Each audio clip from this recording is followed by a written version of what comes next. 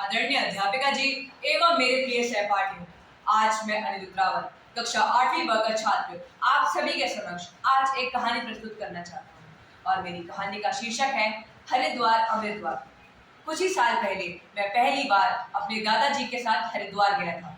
मेरे मन में हमेशा से एक सवाल हुआ करता था कि आखिर लोग यहाँ नहाने क्यों आते हैं, परंतु दादाजी ने मुस्कुराकर कहा, बेटा, हरिद्वार केवल नदियों का संगम नहीं बल्कि यह एक आस्था का आरंभ है।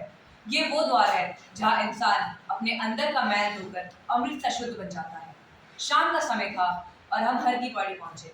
आरती की घंटियां, गंगा की लहरें और दीपों की झिलमिलाहट सब एक अद्भुत वातावरण बना रहे थे। दादाजी आगे बोले, बहुत सालों पहले जब देवताओं और असुरों ने जब समुद्र मंथन किया तो उससे अमृत का कलश निकला।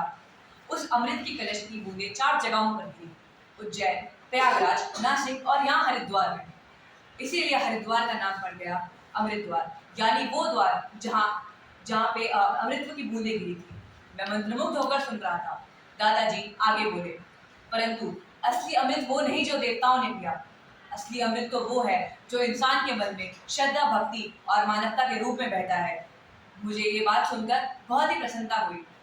मेरे दादाजी ने आगे बोला कि जब कोई भी इंसान यह गंगा में स्नान करता है तो केवल शरीर ही नहीं, मन भी पवित्र हो जाता है। यहाँ की हर लहर हमें याद दिलाती है कि अगर खुद में बदलाव करना है तो शुरुआत हमें आस्था से ही करनी चाहिए। आरती का समय हुआ और सैकड़ों दीप एक साथ गंगा में बहाए गए।